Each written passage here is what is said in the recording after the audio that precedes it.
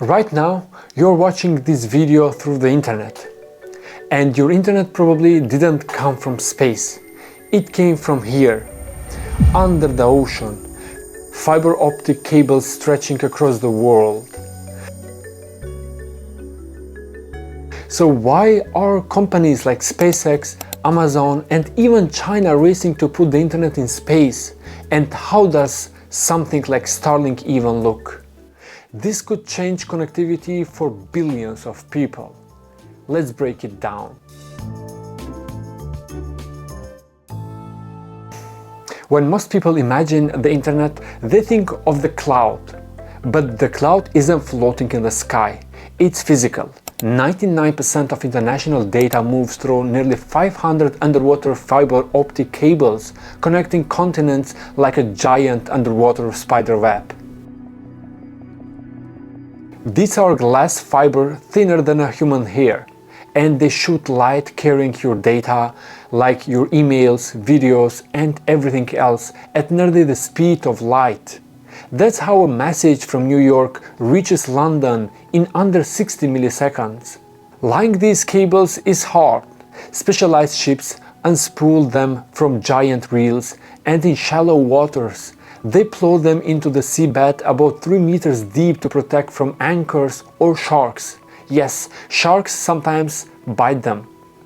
Deeper out, they just rest on the ocean floor, wrapped in layers of steel, plastic, and copper for power and protection.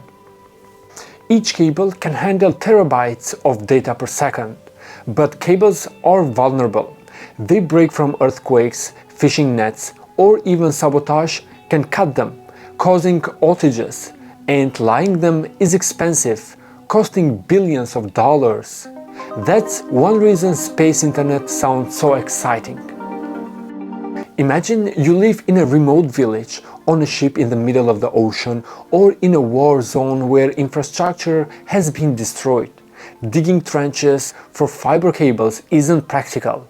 That's where satellites come in. Because satellites can blanket the entire planet, no trenches required. But not all satellites are the same. There are two main types: geostationary satellites, big, high above the Earth at 36,000 kilometers. They cover huge areas but have a big problem: latency up to 600 milliseconds. A signal has to travel thousands of kilometers up and back down. That's why your old satellite TV internet felt laggy.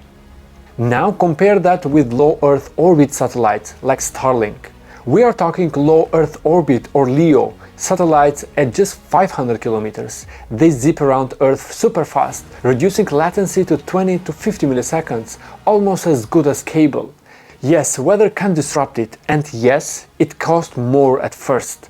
But for the 3 billion people without steady internet, this could be life-changing. So, who is actually building internet in space? It's a mix of tech giants, startups, and even governments, all building massive constellation of satellites. Leading the pack is SpaceX's Starlink from the US, with over 8,000 satellites in orbit as of 2025 and more than 5 million users in 125 plus countries. Amazon's Project Kuiper is hot on their heels, planning 3,200 satellites to compete directly. Europe's got Eutelsat OneWeb, a merger that's already deployed hundreds of satellites focusing on enterprise and government users. Then there is China, pouring billions into this space race.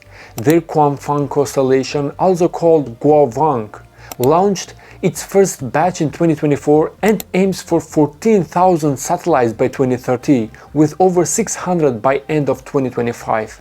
This isn't just business, it's geopolitical. Then US and China are vying for dominance in space tech, which could influence everything from military comms to global influence. By 2030, we could have tens of thousands of satellites up there, connecting the unconnected. Alright, let's zoom in on the star of the show, Starlink. How does this thing actually work? Each satellite is about the size of a pizza box, weighing 227 kilograms. SpaceX launches them in batches, sometimes at 60 at a time, on Falcon 9 rockets. On the ground, users get a dish nicknamed Dishy. It automatically tracks satellites overhead. But satellites move fast, 27,000 kilometers per hour, so your dish switches between them every few seconds like a relay race. And here is the genius part. The satellites don't just talk to Earth, they talk to each other using laser links. That means your data can bounce from satellite to satellite at light speed before dropping back to a ground station.